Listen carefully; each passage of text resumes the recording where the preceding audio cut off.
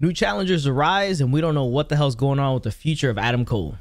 What up, Mox? Guys, get into NXT review and reaction. A show that started off with Cameron Grimes and Ted DiBiase in the ring celebrating about what happened NXT TakeOver 36, where he defeated LA Knight, new $1 million champion. They were going to celebrate.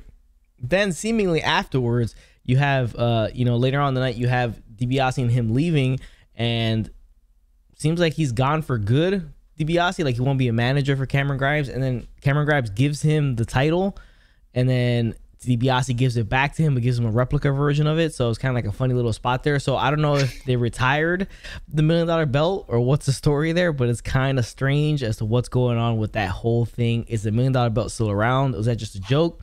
And is DiBiase gone for good, and we won't see him with Cameron Grimes anymore? Yeah, it was a decent promo from to start the show. It wasn't anything too special. It was what it was. To the moon, and we had the old cackle from Ted DiBiase, the classic cackle. So, and then that ending was weird, especially with the whole title switch. I don't know. Was that a way to be like, all right, this is, we're moving on from the money that this isn't like a real NXT title. That's not going to be anything people are competing for. This was just between two guys, and it is what it was, and we're moving on to something else. This could be the whole, the new era of NXT. Slowly, we're gonna phase older things out and just kind of build a whole, just a big training ground. So I don't know. We'll see where this all goes. But it got the point across was to grow Cameron Grimes into a legit guy, a star on NXT, and that feud did it. So kudos to NXT. And like I always say that, but they do a really good job of just building stars. I mean, they've been doing it for years now. Yeah, it's good stuff to start off the show. Then we got Timothy Thatcher with Tommaso Ciampa taking on Rich Holland with Pete Dunn, which is a very hard-fought, slug-out match. They're kicking each other's asses the entire match. He gets the win, Rich Holland does. Then they start attacking, Ciampa and Thatcher. They all start brawling. All that goes down. Thatcher gets hit in the throat with that, whatever that thing he has, that shit lady looking thing that Rich Holland uses. And then we see Danny Burch is back as they cut a promo later on in the night. We're leading down the line to some tag team matches. MSK is going to face Lorcan and Burch again. So there's a lot of guys coming back into the fold. Interesting how with the changes coming to NXT, supposedly, as we heard Nick Khan say, what's going to happen. But we see, it's still starting to brood around. Probably get maybe, 8-man tags with MSK, Thatcher, and Ciampa versus Pete Dunn and crew. Yeah, I mean, again, this is we're just going into a new phase of NXT. This is a feud that's got a lot of people involved, a lot of moving parts. We'll see who stays, who goes. Ciampa's one of those guys where, you're wondering what's his next step. Is he going to the main roster? Is he gonna go into limbo? Is this what he's gonna be doing, just part of a tag team with Thatcher? Is that the future? It's a lot of different things that we need to see, and we need to, over the next month or so, a couple months, see what direction NXT is going in, and we can have a better grasp of what these feuds are. Yeah, this could lead maybe to a War Games match if they want to draw it out that long. Yeah. As it could have enough people there, kind of make it a War Games match, maybe kind of interesting. Next thing on the show, we saw Indy, Hartwell, and Dexter Loomis. They announced their weddings and take place September 14th on NXT, which Johnny Gargano is not happy about. He wants to cancel it. So we'll see that, and that should be a fun, interesting little thing. They're never really all that great, but sometimes they can be kind of entertaining, so we'll see how that goes down. Next thing on the show is Kaden Carter and Casey Catanzaro taking on Gigi Dolan and JC Jane. Carter, Catanzaro get the win. They'll eventually probably face the tag team champs eventually, whenever they show back up on TV. And then you have Mandy Rose kind of recruiting Dolan and Jane afterwards, so that's another faction right there, three women faction we'll see going on into the future. Yeah, I mean, they're gonna build their women's tag division. We'll see when the tag champs come back, and but Catanzaro and I'm forgetting your name, Catanzaro, Carter are definitely, they've been around a while. They should get a chance. They've worked. They've grown a little better. They started off maybe like a year ago, so it's probably time to push them a little, see what you got, see if they can get into a feud and become anything. So that's basically the next step. But yeah, I mean, we got to see what this whole roster is going to look like over the next few months. We're just kind of watching now and trying to build off of what's next. Like, what is next for NXT? Yeah, it's going to be interesting to see what happens in NXT. A lot of changes coming. Next thing on the show is Kaylee Ray, who showed up at NXT TakeOver after Raquel Gonzalez defended her title. She's next in line, seemingly. Her or Frankie Monet, because she kind of made a claim as well. We got Kayla Ray in action against Valentina Feroz. She wins. Not much to say. They're introducing her on NXT television from NXT UK. And we'll see when that match happens and if Frankie Monet kind of jumps her in line or how they're going to do that. Maybe have a number one contenders match. Frankie Monet is the most viable contender. She has pedigree. She came in, with a lot of hoopla. She's been doing a thing. She has some squash matches. She's building a little team, whatever. But she makes the most sense to be a number one contender for Raquel. They're both bigger women, and by bigger I mean just they're both built stronger. They're just it could be a Titan versus Titan type match. So it's definitely something intriguing that you can throw that way. But yeah, it makes the most sense. So I think that's definitely where they're gonna go. Yeah, we just see where Kaylee Ray, if she gets the shot first, or Frankie Monet. Obviously Kayla Ray coming off that long ass title reign that she had with the NXT UK women's title. So she's obviously here. We'll see. They didn't bring her in just to kind of mope around. She may be the person to dethrone Gonzalez if given the chance. Next thing, so SamoaJoe comes out, cuts a tremendous promo. He's such a good promo, SamoaJoe. He's very poetic, the way he weaves his words in and out. Very, very well done by SamoaJoe. Then you have Pete Dunn answering the challenge. Then you have LA Knight answering the challenge, so that's cool to see LA Knight there. Then you have Kyle O'Reilly answering the challenge. I think he had the weakest promo of all the guys involved. Really weak. Those jokes were terrible. Yeah, they were just all flat. Not one word. And you see how this played out, because you had Rich Holland attack Kyle O'Reilly. Then you had Tommaso Ciampa come out and fight Pete Dunn. And you have SamoaJoe headbutting LA Knight. SamoaJoe stands tall next to Tommaso Ciampa, who's staring at the title. So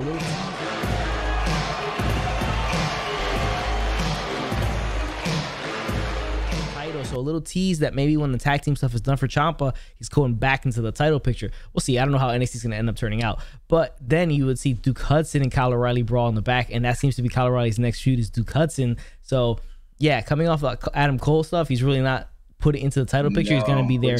Yeah, it's a bad promo. It wasn't a good look for him.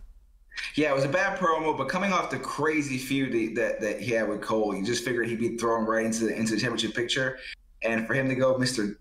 Hudson, that's his next feud. It's just, that doesn't vibe. But yeah, his promo was awful. It didn't work out the way they probably wanted it to. But SamoaJoe as a champ, I mean, it's weird because this whole talk about going younger and being just this training ground that they basically won't want to become. And now we have a 40-year-old super vet, running the show, which, okay, maybe they're just kind of build from the bottom and then work their way up. I guess they just don't want to completely bare bones it just to start off and completely, just rebuild completely. Maybe they want to do a slow rebuild. So SamoaJoe's the way to go. The promos are I mean, even when he was announcer on Raw for that COVID year, it was like he was the best part of the announce crew, I thought. So him just doing these awesome promos, believable. He's a monster. And yeah, I mean, he should have a pretty decent long reign. I don't really see any of the other guys being viable champs yet, but definitely we'll see if they grow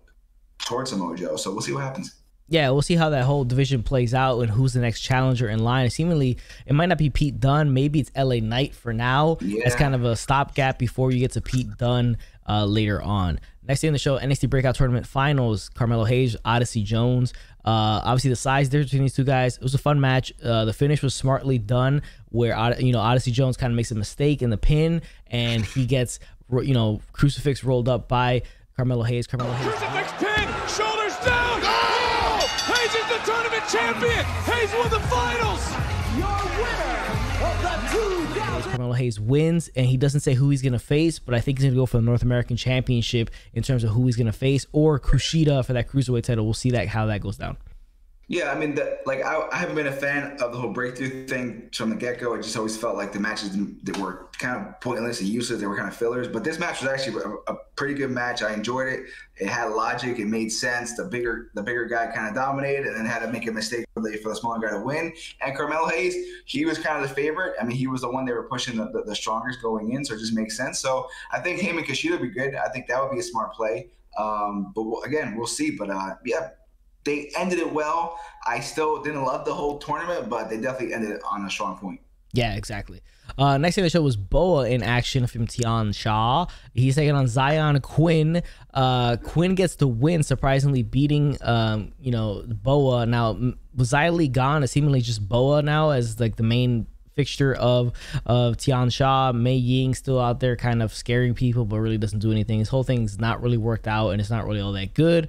Quinn as a prospect looks pretty interesting, has good look to him, so maybe, you know, we could see something happen with that guy sooner or later. Yeah, just this Thatcher thing, it's been crap since like right when they showed up. I mean, like the interesting vignettes they had, that had me intrigued, but since then it's been just nothing and basically pointless. So I'm surprised it's even still around. I mean, I feel like that's something, as soon as Sadly got hurt, you could have just axed it and would have all been okay with it. But all right, we're still pushing it. It's one of the only things that NXT doesn't really work is this storyline. Yeah, it doesn't really work either. Well, another thing, Diamond Mine is not really working that well either. Malcolm Bivens talking up Roderick Strong, talking about an open challenge next week, so we'll see who he faces next week. Next on the show was Hit Row taking on Legado De Fantasma in 6-man tag action.